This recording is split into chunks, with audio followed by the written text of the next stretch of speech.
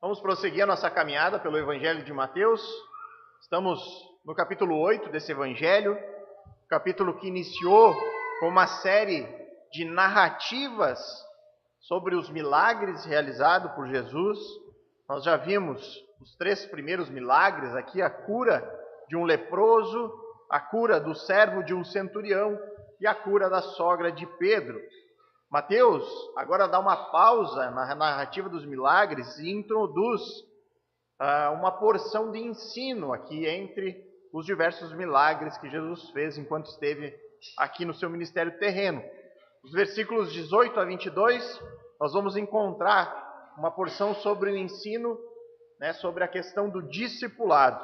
O que significa seguir, a importância de seguir a Cristo, a importância de se tornar um cristão.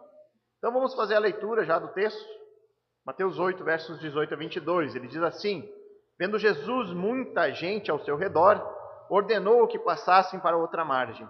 Então, aproximando-se dele um escriba, disse-lhe: Mestre, seguir-te-ei para onde quer que fores.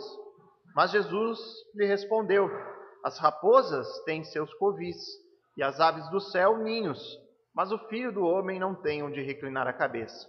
E outro dos discípulos lhe disse: Senhor, permite-me ir primeiro sepultar o meu pai. Replicou-lhe, porém, Jesus: Segue-me e deixa os mortos o sepultar os seus próprios mortos. Vamos orar mais uma vez, irmãos. Bondoso Pai, soberano Senhor, nós nos colocamos com temor e tremor diante da Tua palavra, com reverência. Reconhecemos que o que temos diante de nós é a Tua palavra revelada a nós diretamente, Senhor. Nós temos aqui a perfeita e inerrante palavra de Deus, e hoje ela tem a nos falar sobre o chamado do discipulado, o chamado de seguir a Cristo, Deus. Certamente, Deus, é o chamado mais importante da nossa vida. Não há nada que importe mais neste mundo do que a decisão que nós tomaremos em relação a este assunto. Eu peço, Senhor, que Tu venha com o Teu Espírito nos convencer disso. Que o Senhor venha interceder por nós com misericórdia diante de pecadores que somos, para que a gente possa entender o texto bíblico e que ele venha fazer diferença prática nas nossas vidas. É o que pedimos em nome do Senhor Jesus Cristo. Amém. Irmãos, segundo o que a Bíblia ensina na sua totalidade, não há outra decisão mais importante na nossa vida do que a decisão de crer em Jesus.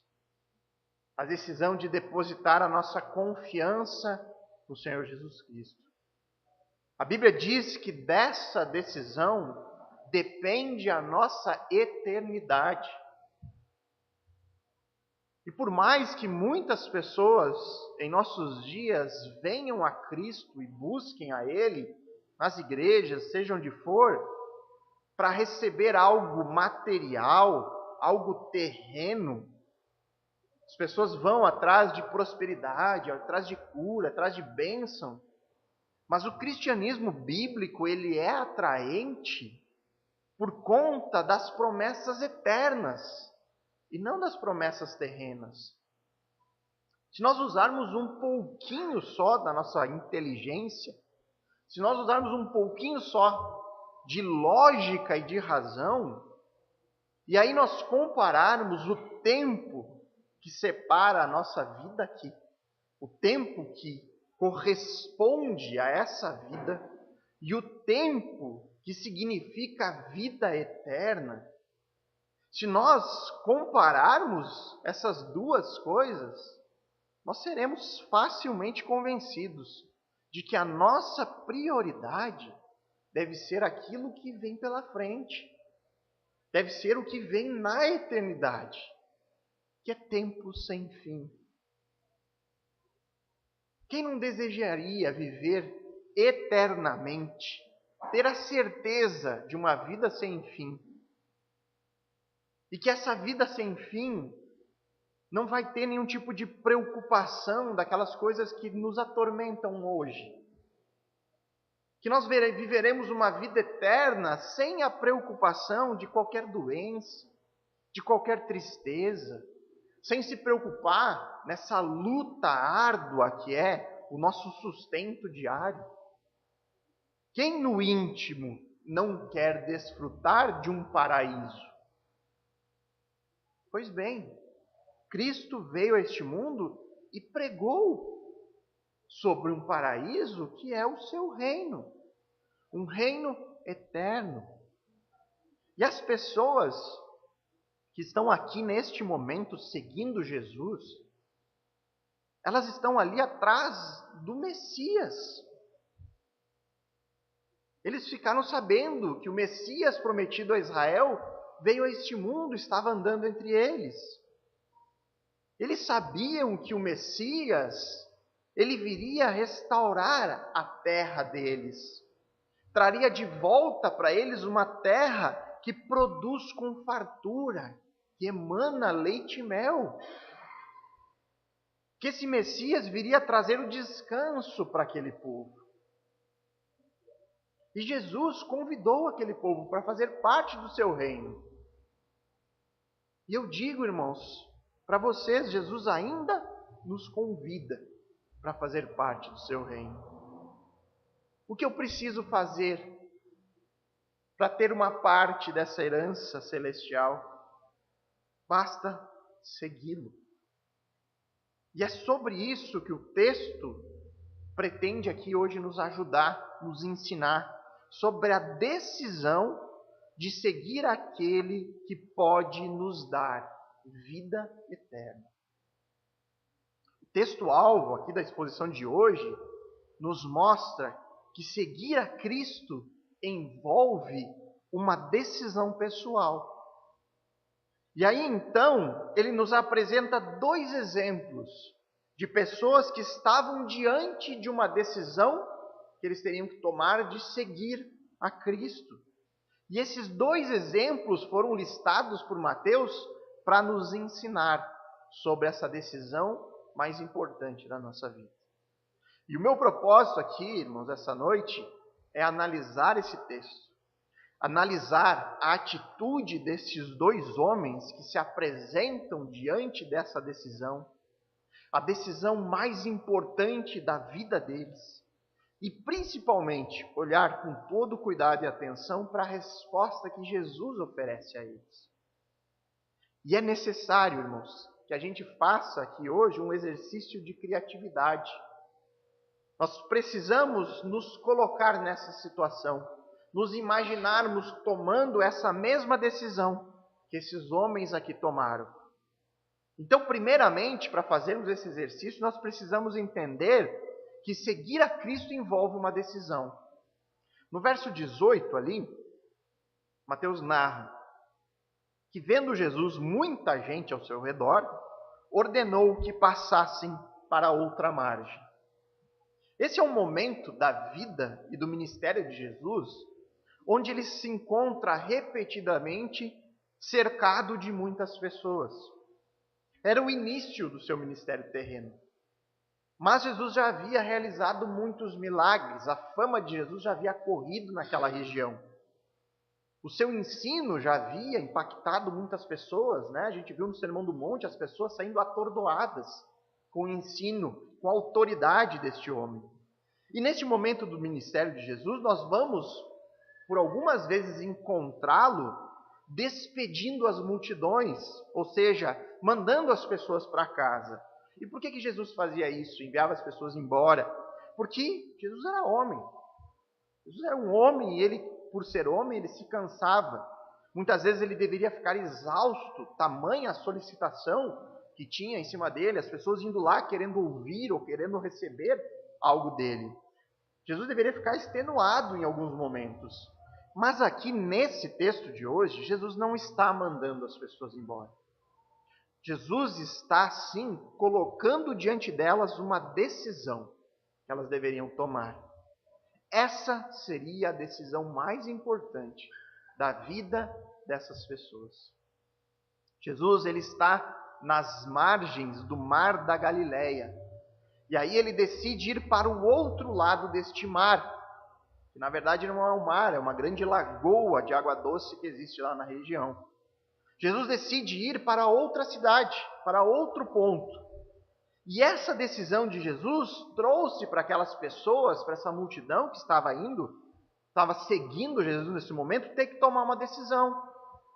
Eu seguirei Jesus para onde ele for, ou eu vou permanecer aqui nessa cidade? Essa é uma decisão que separaria as pessoas que estavam ali em torno de Jesus. Separaria aquelas que foram até Jesus para receber algo dele, uma cura, uma palavra de esperança. Outras foram até lá só por curiosidade, que ficaram sabendo que aquele homem importante, especial, estava passando por ali. Daquelas que seguiriam aquele bom mestre para onde quer que ele fosse. Essa decisão separaria os discípulos verdadeiros de Jesus daqueles que eram apenas multidão interessada no que Jesus poderia dar a eles. Logo na sequência, nós veremos no texto aqui os dois homens se apresentando diante de Jesus com justificativas distintas para seguir ou não a Cristo. Esses dois exemplos vão nos guiar na nossa própria decisão sobre ser ou não ser um verdadeiro discípulo de Jesus.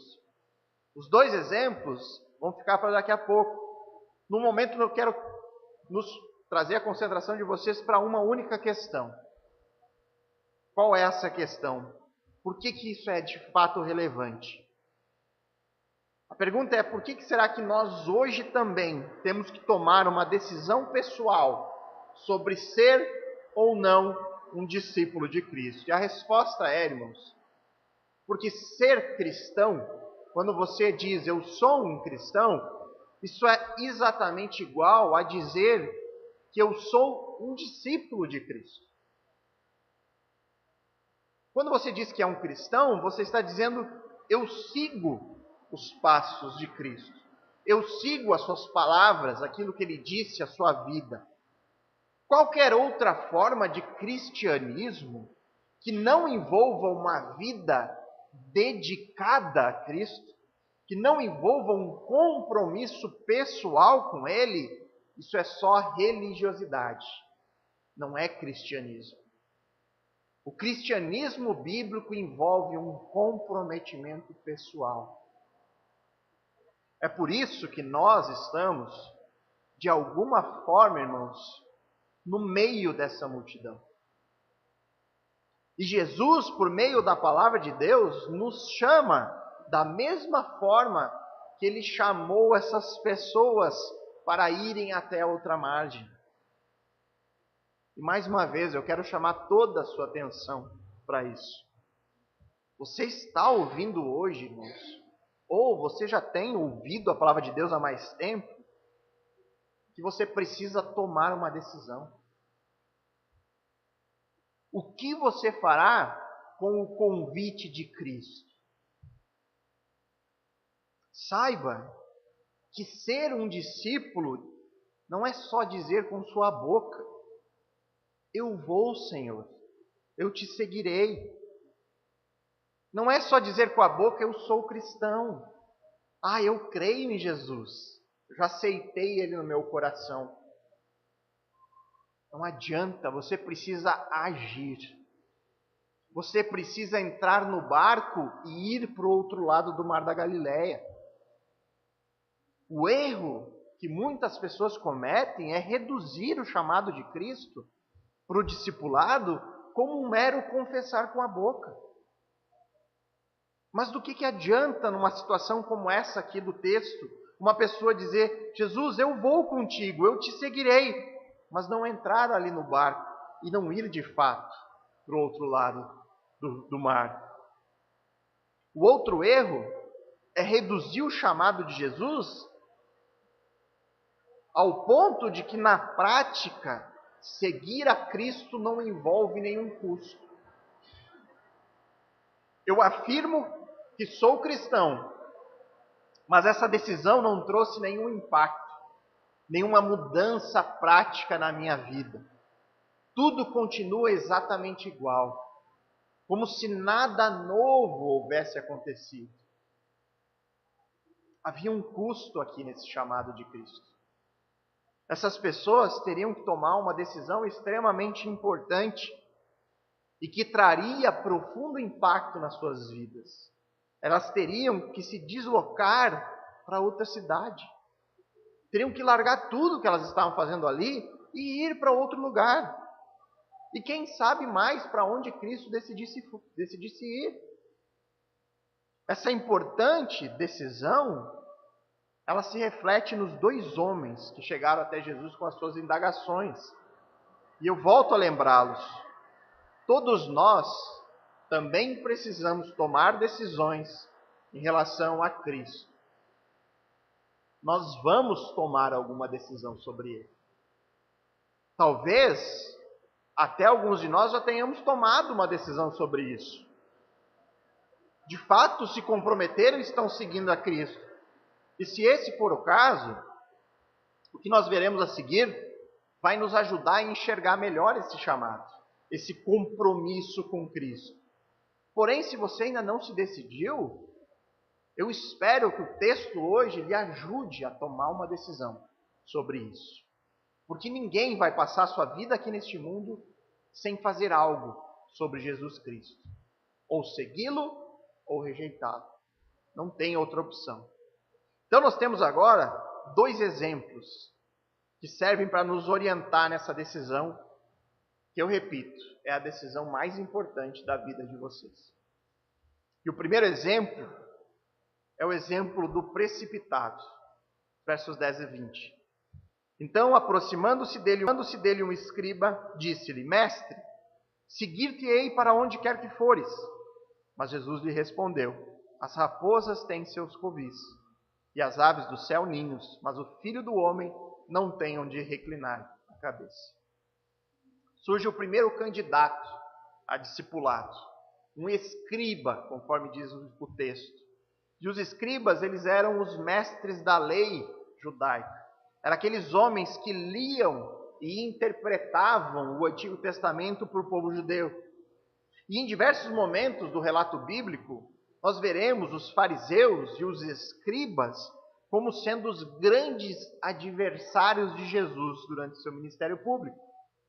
Estavam a todo momento tentando encontrar um motivo para acusar Cristo, para incriminá-lo, para acusar de algum crime.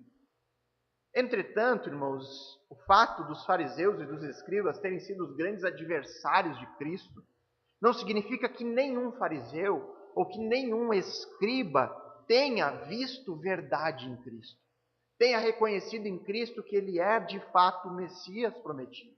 E aqui nós vemos um exemplo claro disso. Um escriba que estava decidido a seguir com Cristo. Nas palavras dele mesmo, ele diz: aonde quer que fores, eu vou contigo. E ao ver toda essa disposição desse escriba, Jesus responde para ele, segundo o texto. Mas Jesus lhe respondeu: as raposas têm seus covis, e as aves do céu ninhos, mas o Filho do Homem não tem onde reclinar a cabeça. O interessante aqui é que o comentário que Jesus entrega para o escriba não diz nada, não responde absolutamente nada do que ele falou em si. Jesus não diz: então vem e me segue. Ele estava ali totalmente disposto, empolgadão com a viagem. Eu vou, onde quer que você for, eu vou. E aí Jesus larga essa, praticamente uma charada ali para o homem.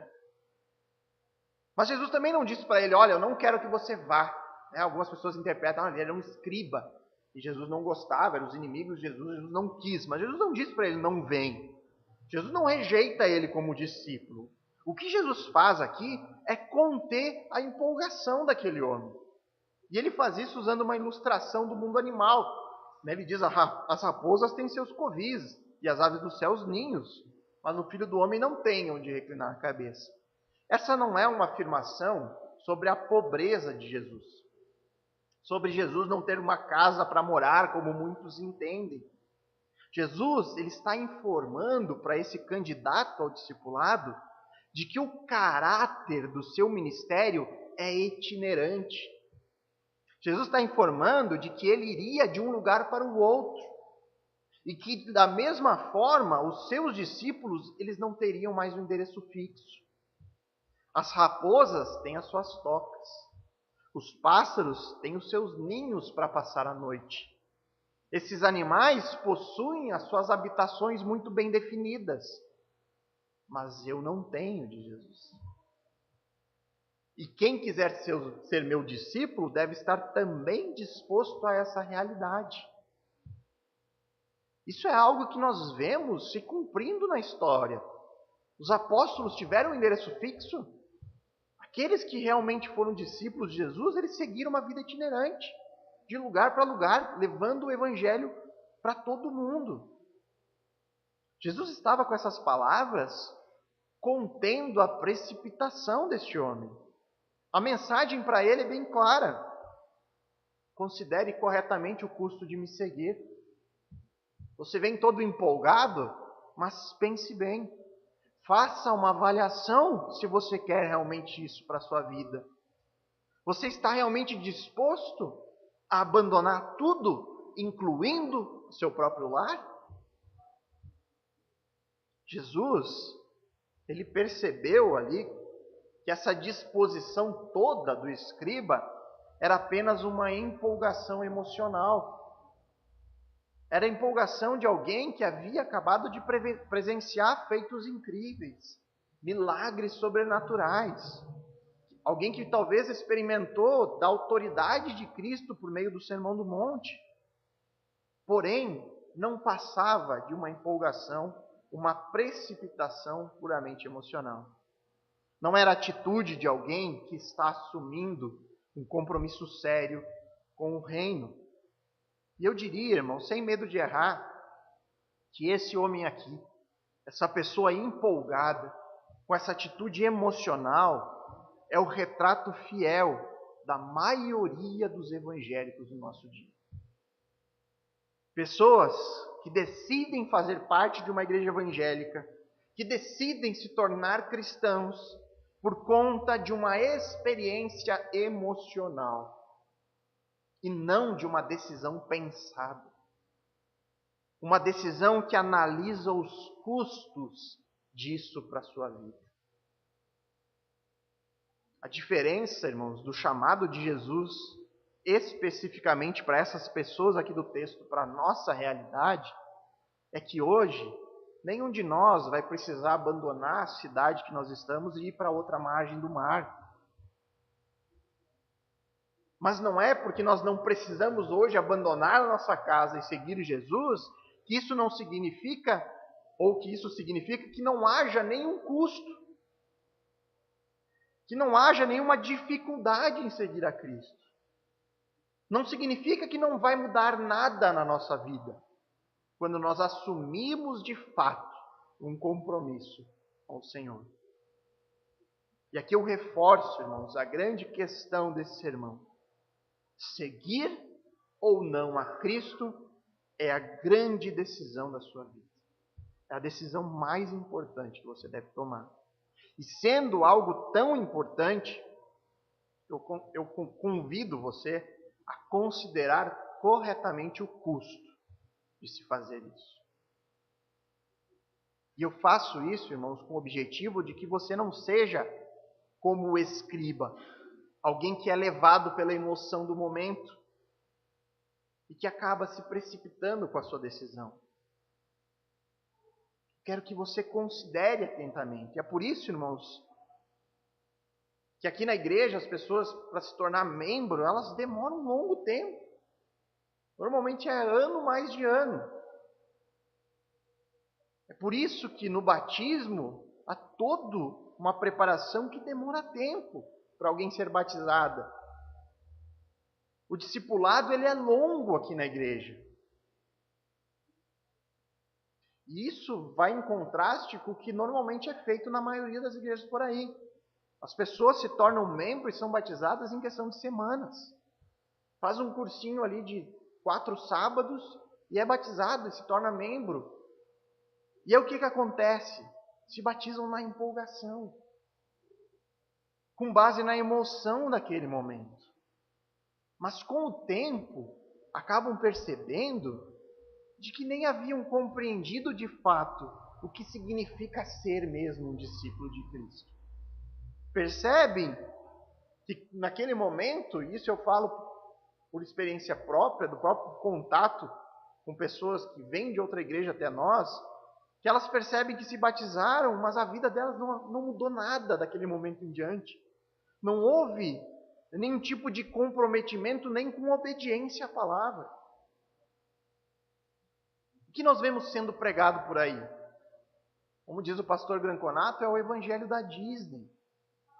É um evangelho onde tudo sempre é divertido, onde tudo dá certo na vida de todo mundo sempre, onde não existe nenhum custo. Sofrimento, completamente descartado. O crente não pode nem aceitar nenhum tipo de sofrimento na vida. Mas o que nós temos de ensino bíblico sobre isso? O que nós temos nas palavras de Jesus aqui? Nós temos uma advertência. O discipulado envolve um custo. Portanto, considere atentamente se você está disposto a arcar com isso. Não seja jamais enganado pelo evangelho do sucesso, porque esse não salva de maneira nenhuma. E o principal custo que Jesus está alertando aqui, o precipitado, é que para ser seu discípulo, ele precisa considerar o mundo como refúgio. Para ser um discípulo de Cristo é necessário mudar completamente a sua vida. Você precisa perder o seu próprio endereço. Você precisa abrir mão do seu comprovante de residência. Pastor, mas tenho que morar numa barraca? Viver como um andarilho por aí? Não, irmãos. Significa que você precisa viver como alguém que entendeu que o seu lar não é aqui. Que a sua verdadeira terra está em outro lugar. A sua vida precisa refletir que você é um estrangeiro neste mundo. Vamos pensar isso de maneira prática. Se eu não preciso sair pelo mundo como mochileiro, de que forma a minha vida evidencia essa maneira de pensar? De que forma a minha vida evidencia um compromisso com o discipulado? Um compromisso com Cristo e com o seu reino? Como que é a vida, uma vida marcada pelo entendimento de que somos forasteiros neste mundo? E eu vou dar algumas dessas evidências. Eu costumo dizer, irmãos, que a primeira evidência de uma pessoa que realmente se comprometeu com Cristo, com o seu reino eterno, ela vem na forma de um compromisso com o corpo de Cristo. Em especial com a congregação local. Isso é algo nítido. Alguém que assumiu um compromisso com Cristo, naturalmente assume um compromisso com a igreja local. E isso ocorre, irmãos, sem ter nenhum tipo de pressão. Algo que ninguém vai ficar obrigando ninguém a estar presente na congregação. Ninguém vai obrigar ninguém a ser frequente nas programações da igreja. Mas por que isso normalmente ocorre? Porque o discípulo, ele reconheceu o seu Senhor. Aquele que quer ser discipulado, que está disposto a pagar o custo, ele reconhece Jesus como seu Salvador. Ele quer conhecer mais esse Jesus, ele quer estar próximo dele. Eu quero entrar no barco e ir com Jesus onde ele for, porque eu preciso aprender sobre o meu Senhor. Eu preciso servi-lo. E hoje, irmãos, aonde nós aprendemos sobre o Senhor? A igreja é um dos meios. Talvez seja o maior, o principal meio para a instrução na palavra. O discípulo que se comprometeu, ele sabe que ele precisa servir o seu Senhor. O discipulado é um chamado a isso. E hoje, servir a Cristo é servir o seu corpo, ou os membros do corpo. Onde que isso é feito? Na igreja local. Imagine uma pessoa que vive encontrando motivo para não estar presente na congregação. Tudo é motivo para não vir. Está chovendo? Não venho. Está frio? Não venho. Está muito quente? Ah, não vou. Ah, eu tenho que descansar porque amanhã tem uma coisa importante no trabalho. Fico descansando. Ah, eu tenho que estudar para uma prova importante do outro dia. Já não vou. Ah, não tenho carona para ir. Aí eu tenho que pegar busão, já não vai dar certo. Imagine se uma pessoa como essa tivesse que tomar uma decisão de seguir a Cristo nos termos do texto. Abandona tudo e me segue. Uma vida itinerante. Qual seria a decisão de uma pessoa que hoje age dessa forma em relação à congregação? Não sejamos ingênuos, irmãos. Uma pessoa que não assumiu um compromisso com a igreja local, ela ainda não está disposta a assumir o custo do discipulado. Ela talvez ainda não compreendeu quem é de fato Cristo na sua vida. Ela não assumiu de fato um compromisso. A outra maneira de evidenciarmos um compromisso verdadeiro com Cristo é o uso do seu tempo. Todos nós, irmãos, dizemos que falta horas no nosso dia. Todos nós levamos vidas extremamente corridas. Todos nós trabalhamos muitas horas, ou estamos muitas horas nas escolas. E se nós não organizamos o nosso tempo, a gente começa a ter uma vida completamente improdutiva. E a maneira como organizamos o nosso tempo indica quais são as nossas prioridades. Que lugar do dia você tem separado para as questões espirituais? Se é que você tem reservado algum tempo para isso. E aqui eu faço uma ponderação que é bastante importante, irmãos. Eu não estou querendo dizer com isso que você precisa gastar a maior parte do seu tempo lendo a Bíblia e orando. Não é esse o ponto. Essa é uma visão medieval, irmãos. De que só o clérigo era aquele que servia a Deus, porque ele se dedicava o tempo todo às questões espirituais.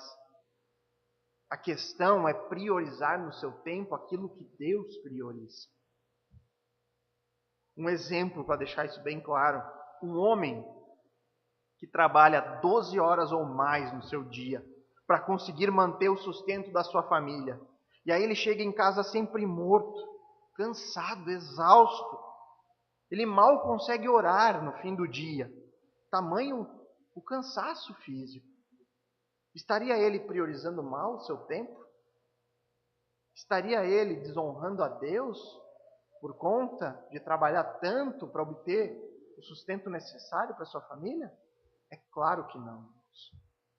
Deus é glorificado por meio de um pai de família que não mede esforços para sustentar a sua casa. Isso significa que esse pai vai esquecer a vida espiritual da sua família? Não. Você verá nesse pai que sempre que ele consegue um tempinho, ele vai tentar guiar espiritualmente seu lar. Ele vai conseguir sempre que possível fazer um culto familiar. O seu dia de descanso é o dia do Senhor para ele. Ele carrega a sua família para a congregação como o verdadeiro pastor do seu lar. O problema, queridos, é quando alguém trabalha cada vez mais e muitas vezes marido e mulher, ambos trabalhando incessantemente, não para trazer o mínimo de sustento para sua família, não para trazer o básico para o seu lar, mas com o objetivo de trabalhar mais e mais para ter cada vez mais e mais conforto, cada vez mais e mais poder de consumo.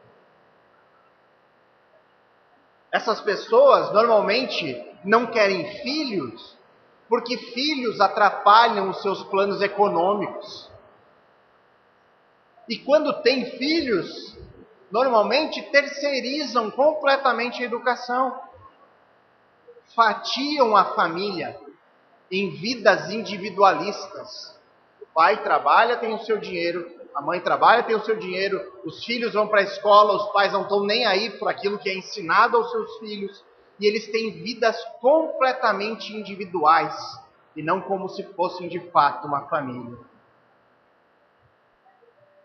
Uma família, irmãos, que batalha, muitas vezes é necessário pai e mãe trabalharem, mas eles buscam viver valorizando essa união, marido, mulher, filhos, e eles valorizam isso porque Deus valoriza isso. As nossas metas, os nossos planos, nossos objetivos de vida também demonstram se nós nos comprometemos ou não com Cristo, com o seu reino. O que você imagina para a sua vida daqui a 10 anos? Quais são os seus principais planos? Onde Cristo está incluído neles? Existe nos seus planos e perspectiva um objetivo de crescer espiritualmente? Existem objetivos que glorificam a Deus? Servir mais, construir uma família, ter filhos, contribuir mais na igreja local, coisas que Deus valoriza.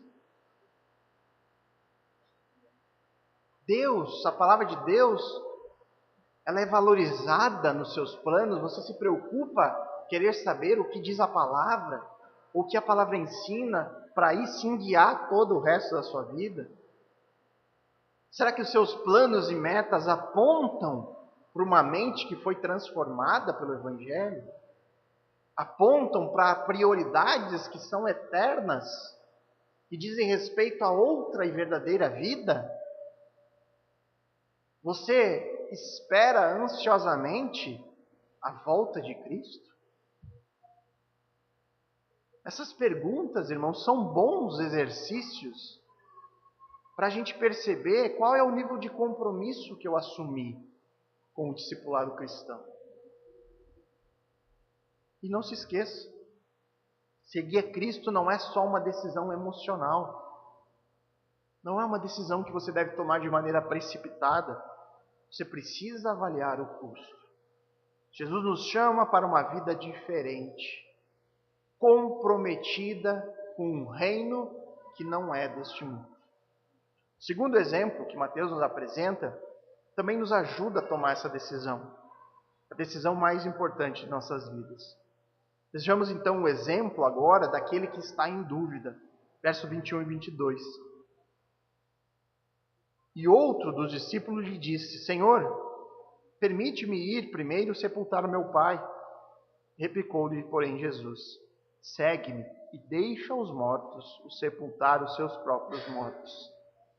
O que nós temos aqui é uma reação oposta. Enquanto o primeiro chegou cheio de empolgação, de maneira precipitada, se dispondo a ir onde quer que Jesus fosse, este homem agora parece querer ponderar todas as possibilidades antes de tomar uma decisão. Nós temos aqui um exemplo de uma pessoa que encontrou valor em Cristo. Ele viu em Cristo alguém que deve ser seguido, viu os seus sinais, o seu ensino, e ele está agora, neste momento, para tomar essa decisão. Porém, ele se depara em uma situação onde a decisão que ele tem que tomar, ela altera o curso da sua vida, ela é extremamente pessoal. Precisa tomar uma decisão de seguir a Cristo de uma maneira mais próxima. E isso significa que ele terá que abrir mão de certas coisas para poder fazer isso. Ele chega até Jesus e diz: Senhor, permite-me ir primeiro sepultar o meu pai. Naquele tempo, sepultar o próprio pai não era só uma obrigação do filho, mas era também um ato de bondade. Um filho que não participasse, que não providenciasse os ritos fúnebres do seu pai, ele seria execrado na sociedade do seu tempo. Então, por conta disso, o pedido que esse homem faz para Jesus de atrasar um pouco a viagem que ele iria fazer para outra cidade até que ele sepultasse seu pai, é completamente justificável diante da realidade. Mas aí vem a resposta de Jesus: segue-me e deixa os mortos sepultar os seus próprios mortos. E essa resposta aqui de Jesus, ela entra para aquela listinha de palavras duras. Palavras duras de Jesus a nós. Palavras que são difíceis de engolir, que vão contra os nossos desejos pessoais, mas que nos fazem enxergar verdades fundamentais sobre o nosso relacionamento com Deus. Verdades fundamentais sobre ser um verdadeiro discípulo. Jesus, ele não está aqui proibindo que os cristãos sepultem os seus próximos. Essa é uma situação onde Jesus ele está partindo. Não havia escolhas para esse homem. Ou ele honrava seu pai e perdia a oportunidade de seguir a Cristo, ou ele deixava tudo para trás e partia com o seu mestre. Nesse momento aqui, irmãos, era Cristo ou seu pai falecido. E essa resposta, irmãos, que Jesus dá, é bastante semelhante a outra palavra que nós temos aqui um pouquinho mais à frente no Evangelho de Mateus, no capítulo 10, versos 37 e 38. Onde Jesus diz, Mateus 10, 37 e 38. Quem ama seu pai ou sua mãe mais do que a mim, não é digno de mim. Quem ama seu filho ou sua filha mais do que a mim, não é digno de mim. E quem não toma a sua cruz e vem após mim, não é digno de mim. Jesus percebeu, irmãos, que o coração desse homem não estava completamente comprometido com ele. E para ser um discípulo de Cristo, é preciso honrar a ele acima de qualquer outra coisa. E aqui tem uma informação bastante sutil que está embutida aqui no texto, essa resposta de Jesus, que é extremamente duro para nós. É algo que demora às vezes para a gente compreender. Mas com o passar do tempo e com a maturidade espiritual vai ficando cada vez mais claro essa realidade, onde Jesus diz, deixa os mortos sepultar os seus próprios mortos. Jesus também está ensinando aqui para este homem de que no seu reino, no reino celestial e eterno, os laços familiares terrenos, eles são substituídos pelos laços de uma nova família. Uma família que não é mais ligada pelo sangue, mas ela é ligada pelo espiritual. Ela é ligada por um espírito em comum. E eu sei, irmãos, o quanto isso pode ser forte, dependendo de onde você está espiritualmente. Normalmente isso causa dois tipos de reação distintos. Ou você vai achar um completo absurdo, e eu entendo essa reação. Ou você já começou a experimentar, em graus diferentes, algo nesse sentido. Quase todo crente enfrenta dificuldades na área da família. Críticas, porque damos mais atenção à igreja do que aos próprios familiares. Estamos sempre envolvidos uns com os outros e acabamos inevitavelmente deixando de lado alguns compromissos familiares. Mais cedo ou mais tarde, irmãos, se você perseverar na fé cristã, você vai perceber que os vínculos que nos unem espiritualmente são muito mais fortes do que os vínculos que nos ligam na nossa vida aqui terrena. O texto, ele não nos informa o que esse homem ou que o escriba decidiram fazer depois das palavras de Jesus. E pouco isso importa para nós, irmãos. O que realmente é relevante é que podemos estar hoje nessa mesma situação. Talvez você também esteja em dúvidas sobre o lugar de Cristo em sua vida, sobre honrar Ele acima de qualquer outra coisa. Talvez você esteja em dúvida sobre como viver com os olhos numa vida que a gente não pode ver, que a gente não está vivendo agora. Como conseguir viver com os olhos da eternidade? Talvez você esteja em dúvidas sobre como que pode ter que honrar a Cristo acima da sua própria família. Filho, mãe, pai, que você tanto ama. Talvez isso não caiba na sua cabeça neste momento. Talvez você não consiga compreender que você tem que amar mais a Cristo e honrar mais a Ele do que os próprios filhos. Isso é algo totalmente compreensível, irmãos. Porque não é algo fácil. Não é uma decisão simples de ser tomada. Porém, você tomará alguma decisão sobre isso. Não importa o quão difícil essa decisão é. Essa certamente é a decisão mais importante da sua vida. É tão importante quanto foi para esses dois homens aqui do texto. É importante tanto porque ela vai mudar completamente a sua vida aqui neste mundo, mas muito mais importante porque ela definirá a sua vida na eternidade. A palavra de Deus é muito clara nesse sentido. Existem apenas duas opções, dois caminhos, duas portas, dois destinos eternos.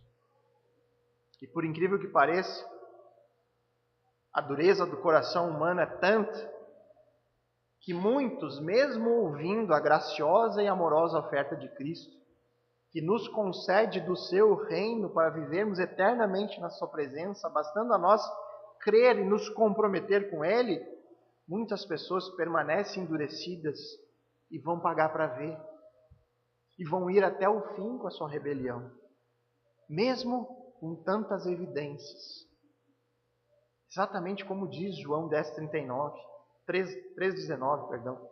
A luz veio ao mundo, e os homens amaram mais as trevas do que a luz, porque as suas obras eram más. Só que eu digo, irmãos, que o maior perigo é nos enganarmos sobre o nosso próprio estado. A Bíblia afirma que haverá choro e ranger de dentes entre aqueles que achavam que faziam parte do reino, mas que foram deixados para fora. Se você não tiver um relacionamento pessoal próximo com Cristo, isso é o mesmo que não ter nada. Fazer parte de uma igreja não vai te salvar. Ser uma boa pessoa não vai te salvar. Ter pais crentes não vai te salvar. Ter amigos crentes? Muito menos. A única coisa que pode nos salvar é um verdadeiro relacionamento de discipulado com Cristo. Muitas pessoas olham Cristo de longe e dizem: eu sou cristão, eu conheço, eu já vi ele passar por ali. Mas nunca tomam uma decisão de entrar no barco e ir para o outro lado do mar, de viver como um estrangeiro neste mundo. Essas pessoas acabam vivendo um constante estado de dúvida. Elas nunca possuem plena certeza da sua salvação. Elas não sabem realmente o que vai acontecer, não têm aquela certeza do que vai acontecer no fim da sua vida. Vivem levando com a barriga, na esperança de que um dia essa dúvida vai passar. Na esperança de que um pouquinho de conhecimento de Cristo seja suficiente. Conhecer de longe, tá bom, eu não preciso me comprometer tanto assim. Talvez você olhe para o lado e veja pessoas que amam a palavra de Deus. Veja pessoas que se dedicam, que têm amor pela palavra. E aí você pensa: mas eu não consigo ter esse sentimento. Eu não consigo amar a palavra desse jeito, eu não consigo me engajar dessa forma. É possível que você, ao se colocar no lugar deste homem duvidoso aqui do texto, você chegue à conclusão de que se você mesmo fosse chamado por uma decisão como essa, você não abandonaria a sua família. Você não abandonaria o seu lar para seguir a esse Cristo onde quer que ele fosse. E eu digo para vocês agora, acabe de uma vez com todas com esse estado de dúvidas. Saia desse estado hoje. Sair desse estado de dúvidas depende de uma decisão. Você precisa romper com o próprio orgulho e dar um voto de confiança para Cristo. Você precisa dar um voto de confiança para a palavra de Deus. Depende de você sair da sua zona de conforto e dar um passo à frente. Sair desse estado de dúvida depende de você deixar a palavra de Deus fazer diferença na sua vida. Nossa, pastor, você está muito arminiano hoje. Tem que tomar decisão. O calvinismo não anula a nossa responsabilidade. Jesus não estava preocupado com isso quando ele diz aqui no verso 22, vem e me segue. Ele está chamando aquele homem para tomar uma decisão sobre isso. É claro que no fim das contas, nós sabemos pela Bíblia que toda decisão está debaixo do controle soberano de Deus. Como estava no plano de Deus, você escutar hoje a exposição do texto. Deus quis que você ouvisse essas palavras. Deus está chamando cada um de nós a tomar uma decisão sobre seguir a Cristo ou não. E se alguém rejeitar a oferta, nunca vai poder dizer que a culpa é de Deus. Porque depende de nós crer ou rejeitar. Depende de nós tomarmos uma decisão sobre isso. E eu me lembro, irmãos, precisamente do tempo que eu escutava a minha irmã pregar sobre Cristo para mim.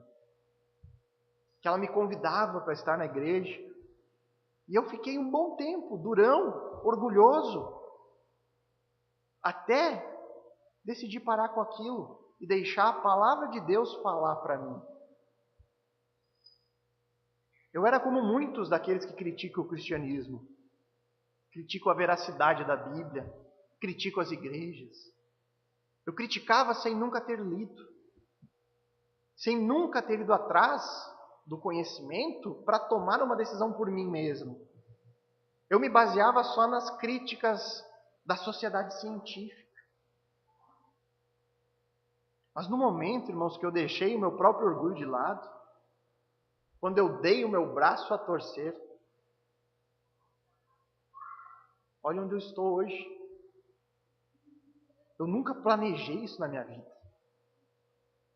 Eu nunca planejei virar um pastor, ter uma igreja. Quem conhece a história aqui da igreja sabe, nunca foi planejado nada disso. Mas eu sei também hoje que Deus efetuou em mim tanto querer quanto realizar. E Ele fez isso por meio do seu Espírito Santo. Mas naquele momento, lá no início da minha caminhada, era só eu deixando Deus agir. Hoje eu sei como as coisas funcionam. Mas teve um momento que eu tive que tomar a decisão. E por isso eu digo para você, deixe a palavra de Deus falar ao seu coração. Busque saber mais sobre ela. Busque conhecer mais a Cristo. E presencie com isso o fim de toda dúvida. Nós temos diante de nós um chamado de Cristo para as nossas vidas. Ele nos convida para segui-lo. Ele nos chama ao discipulado. E a palavra de Deus aqui nos mostra dois exemplos que nós devemos evitar ao tomarmos as nossas decisões sobre isso. Nós não devemos ser precipitados e tomar a decisão baseada na emoção.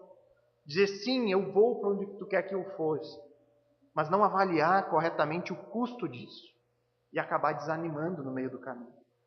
Por outro lado, também não devemos viver demonstrando desculpas para não assumir esse compromisso pessoal com Cristo. Viver buscando uma justificativa por que você não lê mais, por que você não busca mais, vive sempre naquele estado de dúvida. Eu garanto, irmãos, nós temos todos os motivos possíveis e imagináveis neste livro para nos convencer de que seguir a Cristo é a única decisão realmente sensata, realmente racional que nós devemos tomar nessa vida. Talvez o que falte para você é apenas deixar a palavra de Deus falar. Falte talvez a você remover essas barreiras que impedem um compromisso mais próximo com Cristo.